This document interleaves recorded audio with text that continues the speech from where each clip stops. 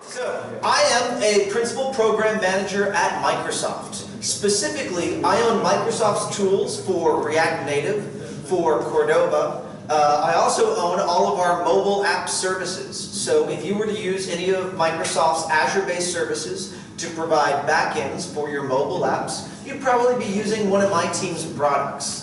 I've been working for Microsoft for about 5 years. Before that, I was an entrepreneur for 9 years, and I worked for agencies. In all of that time, I have been a web developer. I've worked with JavaScript. In fact, if you really were to kind of rewind it and go back in the day, kind of where I got my kind of really first teeth cut on JavaScript was helping out with the MooTools framework. For those of you that kind of know your JavaScript history, you might know that the kind of the original team that worked on the MooTools framework, many of them went on to work at Facebook and ultimately to create React.js. So a lot of those guys, and myself as well, were palling around back in kind of the early 2000s working on MooTools, and a lot of the lessons that were learned there ultimately translated to React.js and now to React Native. A lot of what I play with personally in my own development is React Native. Just because I actually think it's super freaking cool that I am able to take my JavaScript skills, my React skills, and translate them to native iOS and native Android development. So, that's a little bit about me, a little bit about my history. I started by saying that if you'll find me on Twitter, ... So here's the deal. Find me on Twitter, Ryan J. Salva, and I'm going to record a video of the demo that I was going to give you guys tonight, and I'll pass it around as a demo so that no one will kind of lose out on it. So, with that, we're going to kind of I want tonight to be a conversation. We can talk about lots of different stuff. We can go in lots of different directions. Nice reactive t-shirt. I like it. Yeah, it's good stuff. It's good stuff. We can talk about anything that you guys want to. We can talk about where Microsoft is going and why Microsoft is playing in the React Native space or even the React space. We can talk about differences between TypeScript and Babel. We can talk about what is happening kind of in the mobile space and why React Native is truly something to kind of to play a larger role in iOS and Android development moving forward. I talk with hundreds of developers every year, so I've got a relatively global view of what's happening in the JavaScript community and in the mobile development community. And to incentivize you to ask questions, because I know we can all sometimes be shy, right? That's okay, we're developers, it's cool. We do have some incentives here, right? So these guys, these are voucher cards for 25 euros at Kiwi. I was actually playing around with the Kiwi UI today. Those guys make some kick-ass UX. Good place to go buy some plane tickets. So if you ask a question, if you ask a really good question, then you get a 25 euro GC. So with that, let's start a conversation, shall we? Who wants to kick it off? I'm standing up here with $200 worth of goods here. Yes. Yeah. Yeah. Did the Microsoft prepare application for React Native? Okay. Yeah. On Windows 10. Yeah. So the question, make sure I got it right here, is has Microsoft created any applications using React Native, and specifically, have we created any for Windows 10 with React Native? Does that sound about right? Yeah. More or less? Yeah, great. So, Microsoft I think we announced it at F8, not this year, but the year before, if I'm not mistaken. So F8, I'm sure probably all of you know, is the Facebook Developer Conference. And so from my team, there's actually 2 guys who built out the Windows platform for React Native. And actually, let me start by asking this. Do folks know, generally speaking, how React Native works? I know many of you are probably React.js developers. Who here's actually played with React Native? Half-ish? Yeah, half-ish? Okay, awesome. All right, so let's just kind of baseline to make sure everyone understands basically how things are working. Everyone here probably knows that one of the things that makes kind of React super cool is the fact that it has this virtual DOM. And that virtual DOM allows you to abstract away all of the basic kind of HTML elements, the divs and the spans of the world, right? And so the kind of little bit of magic trick that React Native pulls is that it basically says, all right, you've already got this abstraction layer in the form of components that are allowing you to generate UI somewhere. The fact of the matter is that it doesn't really matter where that UI is created.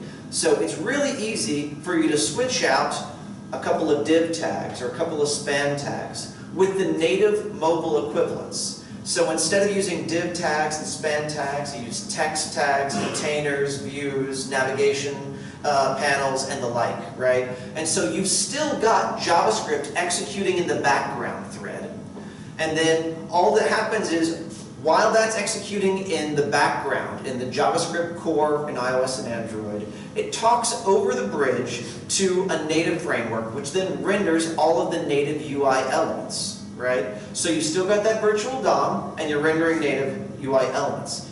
Once you kind of get it in your head that you can kind of replace out div tags for view panels, span tags for text blocks, right?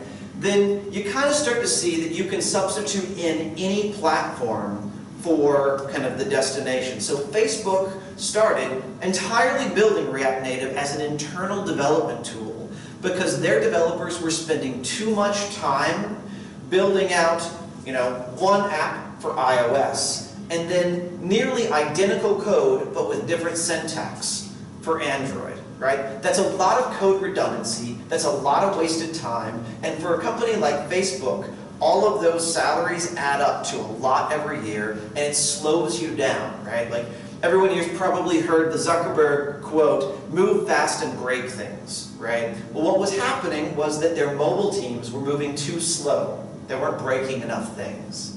And so, to enable the team to iterate faster, they came up with React Native. Now, when Facebook built the iOS and the Android development platforms, they sort of stopped there. iOS and Android, that captures 90% or more of the market, so good enough. Well, when they kind of made React Native open source, they made a kind of a declaration saying, if the community wants to build other platforms for Mac OS, for Windows, for, BlackBerry, anything, right? Community, go do that. Well, Microsoft did exactly that. We built a platform for React Native, plug and play, for Windows 10. Specifically, in Microsoft's case, it's what's called a UWP, or a Universal Windows Platform application, right? So we actually built the F8 the F8 conference app 2 years ago for Windows 10. So using the exact same code base that was used for iOS and Android, and we just plopped on an additional platform and deployed it for Windows 10. But that was essentially a proof of concept. That was to demonstrate that it could be done. And so from there, we've started to iterate and kind of do additional things with React Native and with Windows. There are several internal teams at Microsoft that are experimenting right now with building React Native apps for both our consumer apps and our internal-facing apps. Truth be told, I can't publicly disclose which ones they are, but suffice it to say that they are really large brand names that you would recognize. Some of you actually may have even heard, I want to say it was about 2 or 3 months ago, an announcement of ReactXP. Did anyone follow this news? ReactXP, handful in the back there, right? So ReactXP is essentially a component framework that Microsoft released intended to be kind of cross-platform, to take UI controls and deploy them for iOS, Android, Windows, and even the web, and try and fill out some of the component ecosystem that was really, there were gaps in. So that particular kind of framework was released by our Office team. So you might kind of draw some conclusions there about where in the company we're actually using React Native. I expect as time goes on, you're going to see even more kind of apps come out, not only out of Microsoft, but also out of Facebook and elsewhere. Particularly, not React Native apps just started from scratch, But what I'm starting to see is a lot of companies take their existing native iOS or native Android apps and build what they typically call a hybrid approach, right? And I hate the word hybrid. Hybrid is a terrible, undescriptive word for it. Too often, hybrid is associated with a kind of a technology like PhoneGap or Cordova, where you've got a native wrapper around essentially a web view that's displaying HTML, CSS, and JavaScript. In the React Native world, a hybrid application is one where you've got, let's call it an iOS and an Android app, and they're native. They're written in Swift, and they're written in Java, or they're written in Objective-C. And you take a side bit of that. Maybe it's a settings page, or maybe it's like your terms and conditions page where things aren't too complicated, right? And you say, you know what? We don't want to bother recreating this page in Swift and in Java, or Objective-C and Java. We just want to bolt on a bit of React Native code. And the rest of our app is going to remain native. But this one piece over here, we're going to use React Native for it to hopefully reduce some of that code redundancy, save developer time, and just kind of like, I don't know, make things easier from a maintenance perspective over time, right? So I think that started to get to answering your question. Yeah. The one thing that I will say is that it's not just in kind of building out apps where I think that Microsoft is playing the largest role today. So Microsoft, we have this marketing thing that a motto that we've been throwing around internally, and it's totally cheesy. It's marketing, right? But it kind of encapsulates a philosophy that particularly us within the developer tools team have adopted. So we say any app, any platform, right? Any app, any developer, any platform, right? What that really means is that Microsoft, we have lots and lots of Windows installations out in the wild, right? There's lots of people using Windows 10 on their desktops and on their laptops. But the truth of the matter is that we've essentially, as Microsoft, lost the mobile world, right? There's a hell of a lot more Android devices and a hell of a lot more iOS devices out there. And so, where we think that we can contribute to the success, particularly of mobile developers, is by providing the tools and the services that back your applications. And so, where you find that Microsoft is probably making the largest investments today is not so much in building out the apps that are cool and hip and that people use every day, although we've got a few of those. But it's in building out the developer tools and the back-end services and the developer services that help developers become more successful, no matter kind of what platform you're deploying to, no matter what language you're using, and no matter what kind of app you're building. So a lot of what I spend my day doing, and I kind of began by saying that I'm a React Native developer. That's where I feel most at home, is where I'm most effective. But our team supports developers of all stripes and all flavors, whether kind of building in Swift or Java or Objective-C or C# or JavaScript or elsewhere.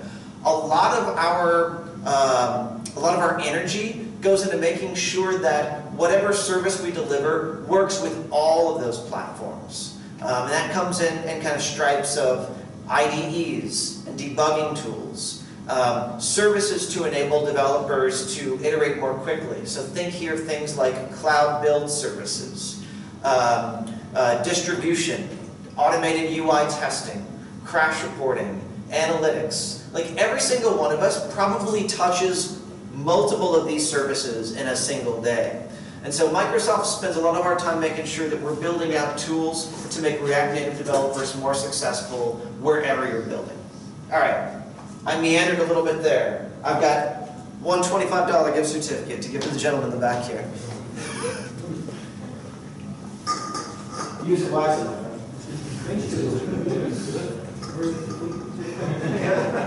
Was it worth the 25 bucks? All right. All right. And for every 25 euros, I take a drink. This is going to be a good night. So let me continue the conversation with another question, right? I'm not a JavaScript developer at all. I come from Java world.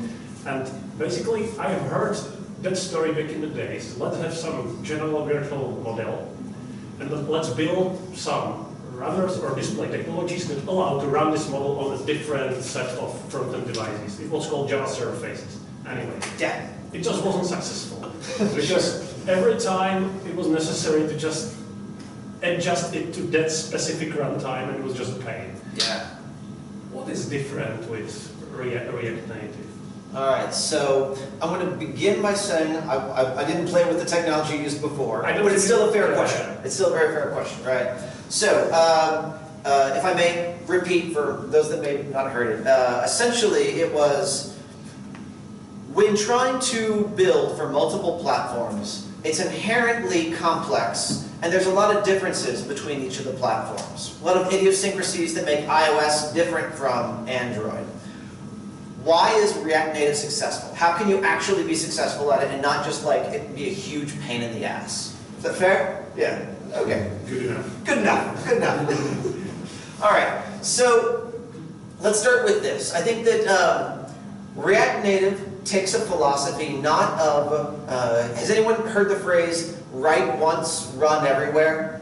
Yeah. All right. Well, yeah. All right. Yeah. Right. So. Step one, React Native does not take that approach whatsoever. And I think that there have been a lot of technologies that have attempted to succeed there, and my guess is that the JavaScript were one of those, right? In practice, a React Native developer tends to share about 70% of their code. And then the other 30% is written specifically for the UI layer of the target platform, right? So what ends up happening is that, for the most part, it's your business logic that is the shared code. And then the UI layer, you end up doing a lot of customization for each one of them. Because let's face it, you want your iOS app to look, smell, feel, taste different than your Android app, right? And so the philosophy that the React Native developers have really taken is learn once, write everywhere. So it uses a similar pattern across all of the platforms wherever you're going.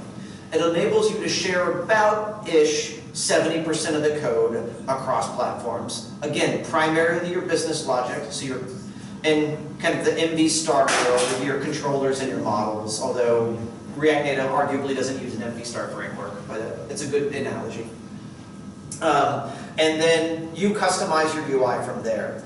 Practically speaking, you know, there are a couple of outfits out there that are trying to enable people to use shared code for 100% of it. Is anyone familiar with Expo, formerly Exponent? Yeah?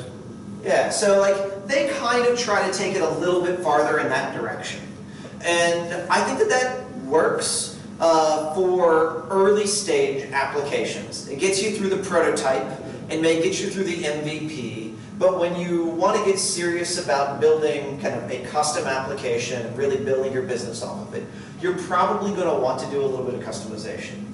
The fact of the matter is that a React Native developer is kind of unique, right?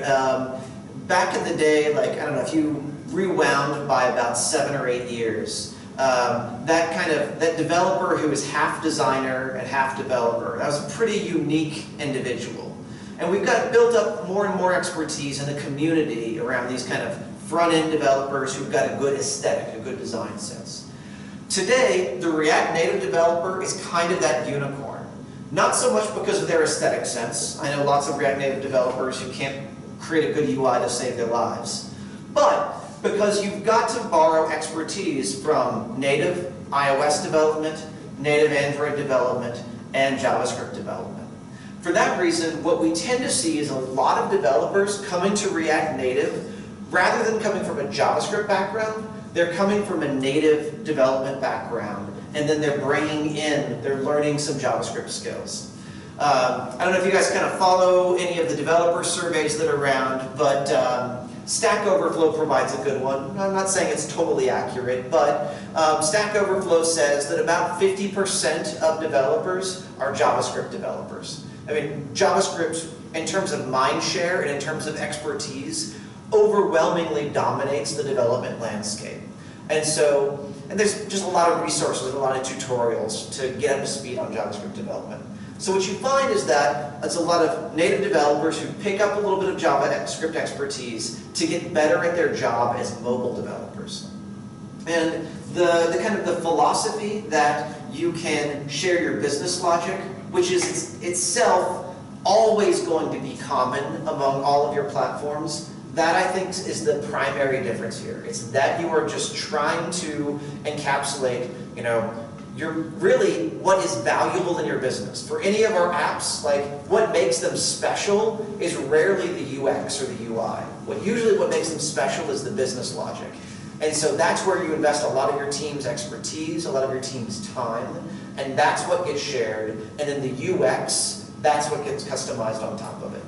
Does that help? Makes sense? Yeah, all right. You get $25 and I get a drink. Win-win situation, isn't it? No, win-win.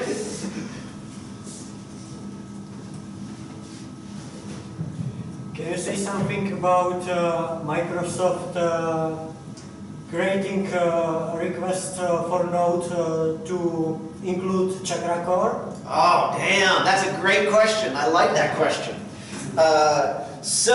For those that didn't hear it, it was, can I talk a little bit about Microsoft creating a pull request to the Node Foundation to include Chakra core? This is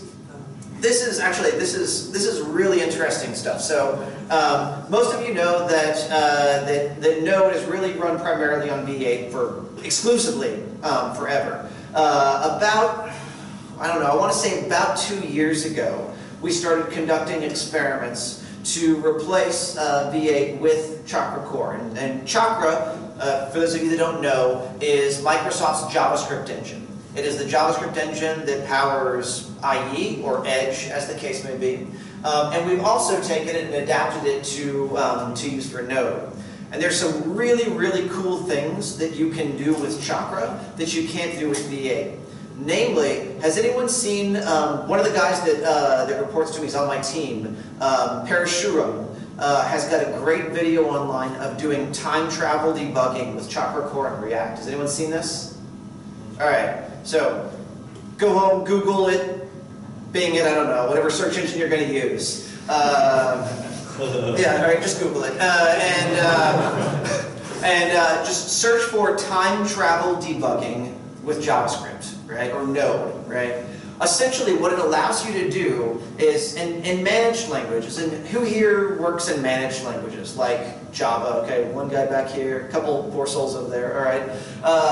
So one of the cool things that managed code allows you to do is when you're debugging, you can not only step forward, right, you can kind of set a breakpoint, step forward, but also, if you're a really good managed language, you can also step backward in your code, right? JavaScript historically has not been able to do this. Well, Chakra essentially enables you to do time travel debugging with, well, any JavaScript, but in my case, what I'm excited about is React and React Native. So what you can do is you can set a breakpoint anywhere in your JavaScript, you can hit it, and then you can slowly step backwards so that you can see how that kind of state evolved over time, right? This can be hugely beneficial, especially if you've got a nice stack trace from one of your customers and you're trying to figure out what the hell happened. You want to step back into it. You can figure out what your customer or client was doing in order to get into that state.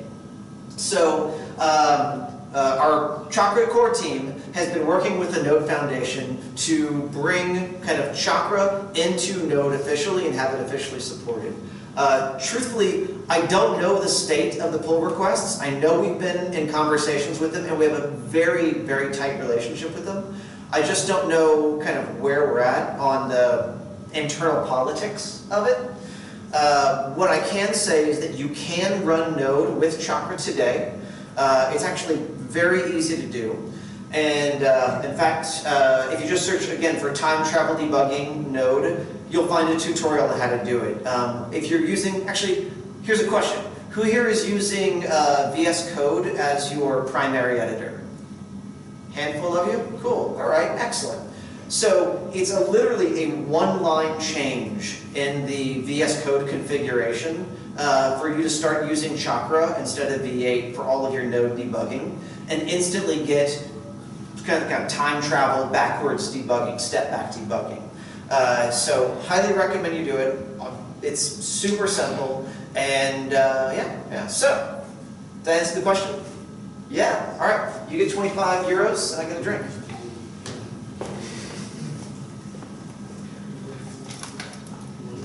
Awesome. Have you played with it? No. I've read an article about a year ago. Yeah. It's progressed. It's come even further. So give it a try. Revisit it again. Red Share. I like to drink. A drink. A drink. Oh yeah. Drink first. Drink first. Thank you. Okay. First, I have a new follow-up question. Yeah. Why the historical debugging is not in F12 yet? Repeat it one more time. The historical debugging in Chakra. Yeah. Why it's not in Edge developer tools yet? Why isn't it in Edge developer tools yet? Time travel debugging is officially experimental or in beta, so it will eventually come to Edge.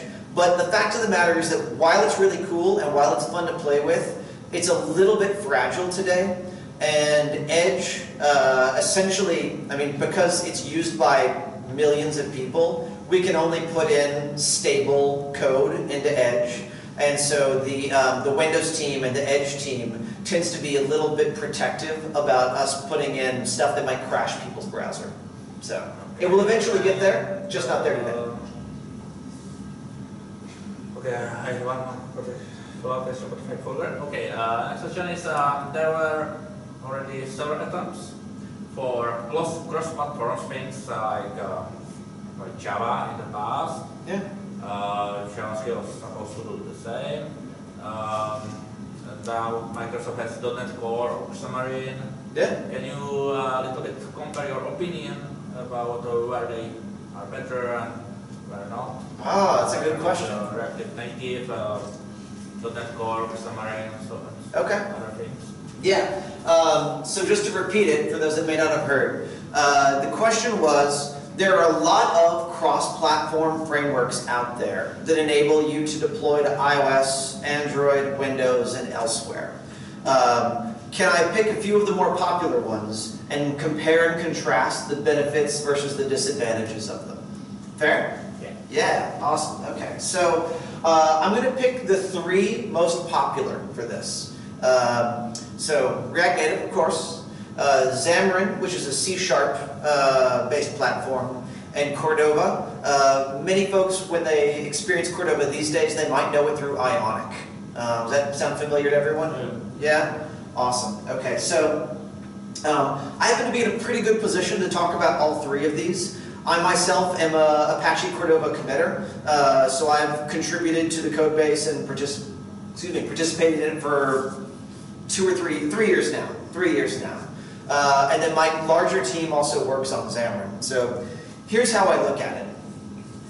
If you are coming from a more traditional JavaScript background, and that is to say that maybe you're coming from a jQuery background, or maybe even a little bit an Angular kind of background, right? You are probably going to be most effective using Cordova in the short term, right? Cordova, it's been around for now 8 years. It was originally developed in 2009 by the Nitobi Corporation out of Vancouver, Canada. In 2011, it was sold to Adobe, and at the same time, it was open sourced as Apache Cordova. It has had 8 years to develop and to mature, being kind of fostered and nurtured by really like some of the most gigantic tech companies in the world. IBM contributes to it, Google has contributed to it, Microsoft has played a big role, obviously Adobe has played a big role as well. As a platform, Cordova has been tremendously successful at essentially kind of bridging the gap between web development and mobile development between 2009 and today. But the fact of the matter is that Cordova and PhoneGap, it always had the intent of just kind of being a stopgap until the browsers caught up, right? So essentially what Cordova did is it provided a shim that allowed you to call native APIs that were unavailable to the browsers. So if you wanted to do things like, I don't know, invoke the camera, or geolocation, or the address book, you could use these Cordova plugins to access those native APIs. Otherwise, everything else you were doing, everything about the UI and the UX, was straight up normal HTML, CSS, and JavaScript. Well, fast forward to today, 2017, and the browsers have largely caught up and have largely exposed all of those native APIs that were unavailable in 2009. Not only that, not only they exposed native APIs like camera and geolocation and accelerometer, but so too with the advent of progressive web apps, you also have the ability to build offline applications, right? Where if you're, in bad Wi-Fi or you're going through a tunnel or whatever's happening, you can still continue to use your application and then sync up with the database afterwards. So essentially, all the kind of holes in the browser-based story that Cordova was trying to fill have largely been taken care of by the browsers. Now, that doesn't mean that Cordova doesn't still have its place, right? iOS and Safari lag significantly behind Android in terms of filling up those native APIs. For example, push notifications, right? You can do in Chrome and you can do on Android, right? But you cannot do in Safari. That is a significant liability. And so if your target customer includes a significant number of iOS developers, then Cordova still kind of needs to be in your toolkit. But that itself is probably going to go away. And I expect that in the next probably 2 years, Cordova will have fulfilled its purpose and can essentially take a step back to allow progressive web apps to take over. So that's my perspective on Cordova. Essentially, the message there should be fulfills a purpose today, but has a expiration date in about the next 2 years. Now let's talk Xamarin and C#, right? Does anyone do C# development? Oh wow, all right, about half of you again, excellent. So, C# development has the extraordinary benefit of it's got the whole .NET platform behind it. And Microsoft has been investing in .NET since 2002, 1, I don't know, somewhere in there. We're at 15 years now. 15 years of literally thousands of developers every year working on building out a really, really stable platform, right? And so Xamarin has got a bunch of tooling, a bunch of APIs, and just a bunch of history behind it, which also, like Cordova, makes it really stable and really robust. The technology upon which Xamarin is based, namely Mono, has also been around for many years. I think 2007 is maybe when it first showed up. So you've got a lot of stability there as well. I think the big advantage that Xamarin brings relative to Cordova is that all of the code is ultimately compiled. What you are installing is a native APK or a native IPA, and so you get 100% native performance using native controls compiled down to the code that the native platform understands. And so if you're really trying to deliver a premium user experience, you want a kind of a customer app that, while allowing you to save time with code sharing, still feels like the native platform, Xamarin is a terrific way to go. If you were to rewind the clock by about 8 months, Xamarin would have had a significant liability. Namely, it would have been Xamarin, not acquired by Microsoft, and it would have cost you $2,000 or more US per developer seat. It was expensive. It was really expensive. And that meant that a lot of developers shied away from it or weren't able to use it, especially in large teams. Since being acquired by Microsoft in July of last year, that disadvantage has largely evaporated away. And so the kind of cost or the price objection is no longer there. I think if I were to give someone advice today of like why you should versus should not use Xamarin, it would largely be on the basis of two things. One, what language do you prefer to work in? Some of us are coming to the table with, I don't know, Swift expertise or JavaScript expertise, right? And so we just naturally gravitate to another framework. Another reason that you would choose not to use Xamarin, right, would be that you want kind of a development cycle that allows you a little bit more agility. No matter which way you cut it, when you're working with Xamarin, you've got to compile down the code, and when you want to deploy it, you've got to go through the App Store. And that process can take time. I mean, I'm sure who here has deployed to the App Store before? The Google Store or the Apple Store? Okay, only a handful here, right? All right, so when you guys deployed, how long did it take? Did it take 3 days, 10 days, 1 day? How long did it take? Well, I did it like maybe 3 years ago, so for It's been a while. iOS it was like 2 weeks at least. 2 weeks, okay, that's actually not uncommon, right? Especially on your first submission to the App Store.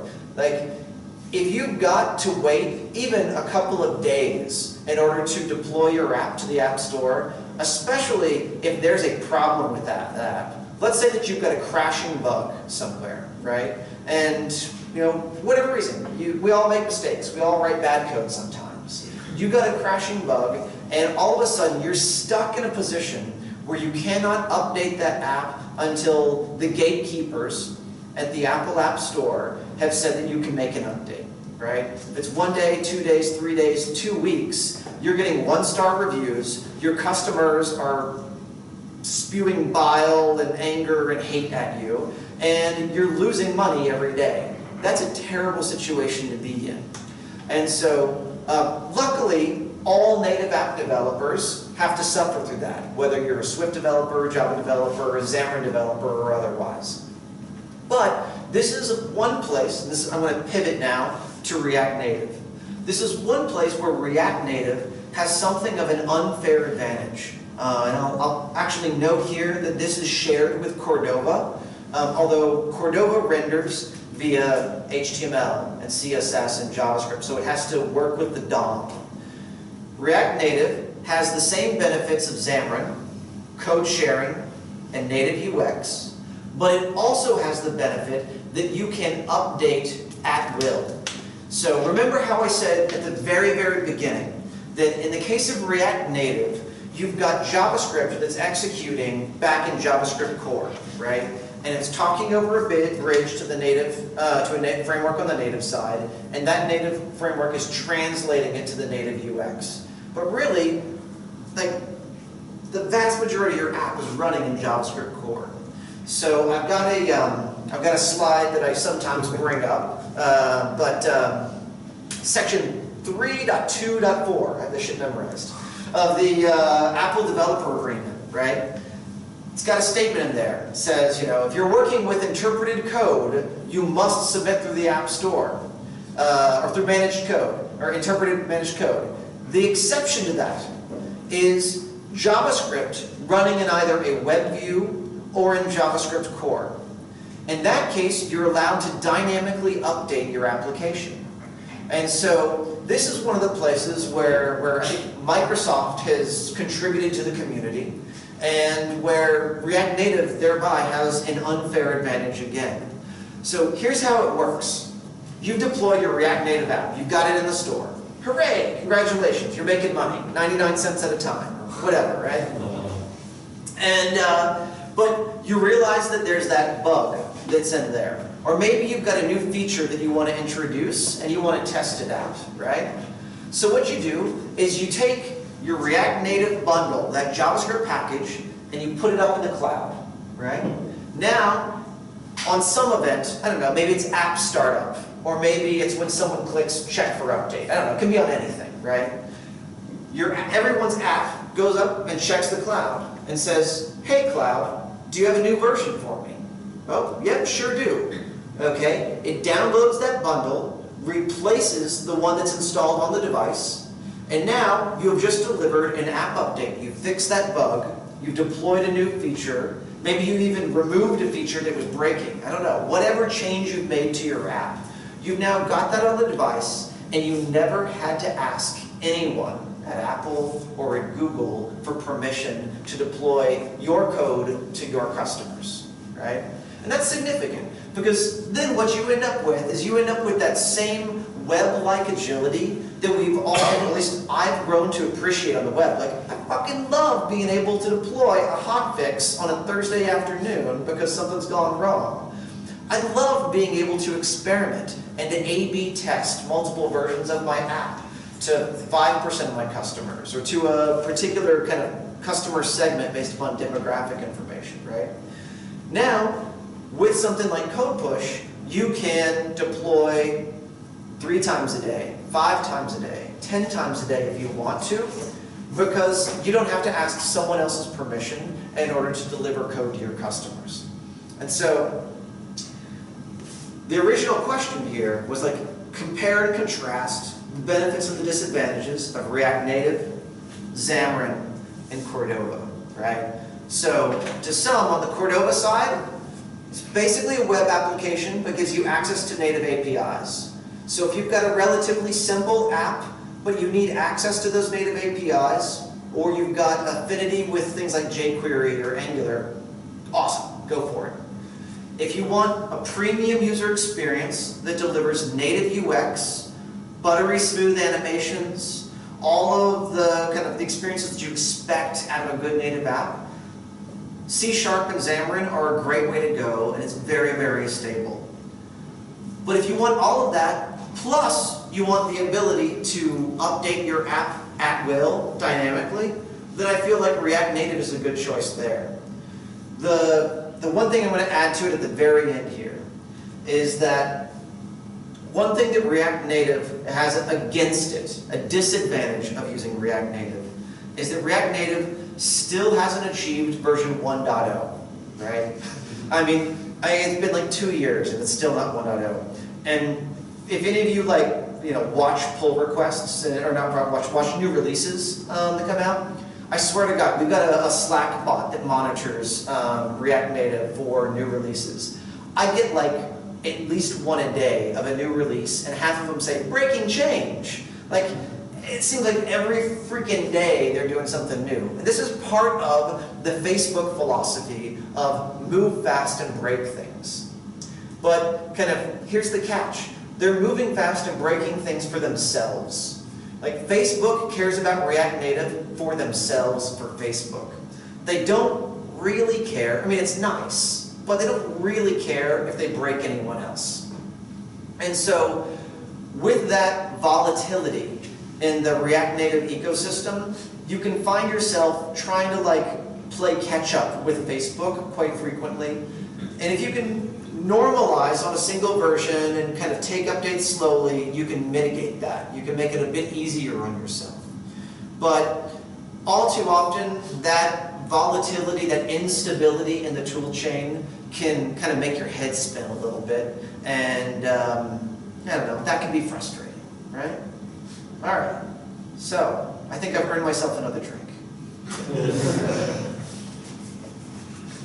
$25, 25 euros. The man in the red shirt. Right. There you go. Yeah. You know, to the last point, I had a discussion with a guy. He told me that React Native is really suffering with this pull request. I think that you must license code you are pushing to the GitHub, Yeah. to the Facebook by signing contract. They also have labeled that contract signed on the GitHub issues. Isn't this really stopping the innovation of the React Native? Oh man, you're hitting on all the good points here, yeah. So the question for those that maybe didn't hear it was this. So today, the license that governs React Native, the license issued by Facebook that governs React Native, has some caveats in it. and they essentially require you to license or to sign your code away to Facebook when you issue a pull request for a change, a bug fix, or anything like that. Is that stifling innovation, right? Is that that intellectual property caveat stifling innovation? Golly. Well, I'll just start by saying definitively yes. Yes, I think it is. The fact of the matter is that Facebook doesn't really accept very many pull requests from outside of Facebook. So it's not just the licensing, right? It's also just that their development team doesn't really prioritize code contributions from outside of Facebook. Again, this gets back to the point that I made earlier, that React Native, Facebook develops for itself. Facebook develops React Native so that their developers can be more productive. And yes, they offer it to the community for use. Yes, it's good PR for them. It's a good recruiting tool for them. It's, it's good to give all that back to the community. But ultimately, they really feel like it is their platform and they're to make their company more effective, more efficient, more profitable, all the above, right? So there's two pieces to this. There is the licensing that they impose upon pull requests, upon contributions, and then there's their willingness to even accept them even after you've signed the license. I mean, to be completely candid, Microsoft has on occasion talked to Facebook about saying, hey, we would like to be able to make contributions directly to React Native to help advance the platform. Would you let us do that? Would you, bring us into the team? And while they say, yes, we want to be friendly with you, we want to collaborate with you, we want to work with you together to make this platform more awesome, what they generally say is, and you should totally go commit those contributions on your own repositories, and you should totally make those modules available to the community, but we don't necessarily want you committing code to React Native, right? So the way that the community has blossomed and has thrived here has largely been by committing contributions that are adjacent to React Native rather than inside of React Native, right? And then kind of stimulating conversation at meetups and at conferences and influencing the development team at Facebook through relationships and through ideas and the occasional pull request that gets accepted. But like a great example of this is the navigation router, right? The navigation router came from outside of Facebook, came from a series of conversations that might have even started at Reactive last year, if I remember correctly, right? And eventually found their way back into the Facebook repos. And that was kind of a circuitous route, so it did slow down innovation there a little bit. But I think that, if I may, it is actually, for React Native as a platform, it's probably to all of our benefit that the innovation within React Native slows down just a tiny bit, so that we're not receiving breaking changes and new versions of the platform every day, and so that we can hopefully get a little bit of stability. It also helps us in so much as then we've got some stewards of the framework and of the platform, that is to say the Facebook development team, that can make long-term strategic decisions about the direction that the platform is taking. Is this what you would call like traditional open community development? Not exactly, but a lot of the most successful open source projects in really the history of development have happened under the careful watch of some kind of corporate sponsor who's really there to provide the funding for the kind of full-time development, to be able to provide some of the strategic direction, and to be able to provide some quality controls on hopefully a tool that we all find helpful and that we can all kind of carry forward with kind of side projects. Does that answer it? Yeah? All right. that is my last $25. Thank you. There you go, absolutely. All right. So, with my last drink, I will take just my last closing little remarks here then to tell you about a few things that my team is doing that I would hope, if you're interested in doing any kind of React Native development, you might want to try out. All right? I think that this is a place where, because Microsoft, or rather because Facebook has taken exclusive ownership of the platform, these are the ways that my team has said, you know what, here's ways that we can contribute back to the community, that we can enable developers to be more successful, and we can find some ways to enable you to be successful with React Native without having to actually influence the platform. So, one, about half of you raised your hand for VS Code, said you're using VS Code. Yeah, right there, yeah, totally. Do you like it? Do you like it? Yeah. Is it good? Yeah. I recently switched from IDEA JetBrains to VS Code because it's so much lighter to my RAM memory and yeah. Dude, I like. And I really like the market, or how you call it, like where the plugins are in VS Code. So nice. I really fan of it. Yeah, I like that team has been kicking ass and taking names. Like, I would have thought, like, if you had asked me a few years ago, like, is there ever any reason to develop another text editor, right? Like, Sublime was doing just fine, why go anywhere else, right? Make your own text wrangler or Vim or something like that. The world had enough text editors. And VS Code is like kicking ass and taking names. There's so many customizations that you can do inside of VS Code. And so one of them, for those of you that might be interested in it, is there is an extension for React Native development. So if you want to do that time travel debugging that I was talking about earlier with VS Code, install that extension. You'll be able to do awesome debugging directly on your source code within VS Code. It's a super nifty trick. Actually, if anyone wants to geek out with me afterwards and talk about how we can do that, I would love to get technical with you on it. So that's one really cool place. Another one is, I talked earlier about the little magic trick where we take the JavaScript bundle and we upload it to the cloud, and it allows you to dynamically update your app kind of at your own cadence, on your own schedule. So that is a service called CodePush. Has anyone here heard of CodePush before? About a third of you, okay, maybe even half.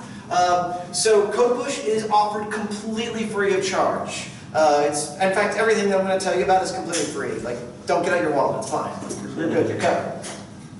So CodePush is a great thing to check out. We're now, I talked about this at ReactiveConf in, was it October or November of last year? At ReactiveConf, I promised to everyone that we would be integrating CodePush with a new set of services that allows you to get crash reporting and analytics and continuous integration and a whole bunch of other things for your React Native apps. Well, that is now live. In fact, we just started the migration of CodePush into this new product called Mobile Center 2 weeks ago is when we released it, I believe. So, go to mobile.azure.com or just Google Mobile Center. You'll find it easily enough there.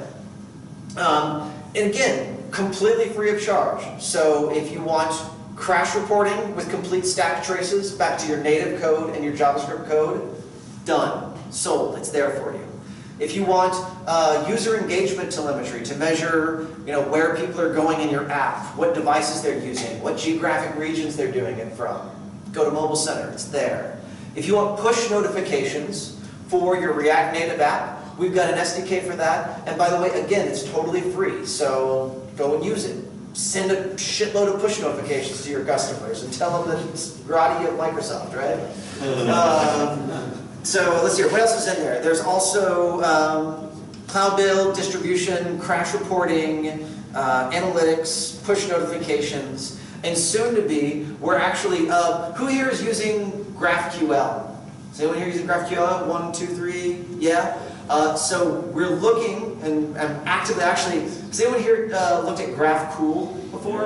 Yeah, GraphCool. Totally good. Isn't that fucking awesome? Yeah, absolutely. I just talked to those guys in Berlin. They're doing a great job. They're doing a great job. So we're looking at bringing that into Mobile Center as well. Like the technology or some database layer or GraphQL into Mobile Center, and we'll see how much of it is grounded.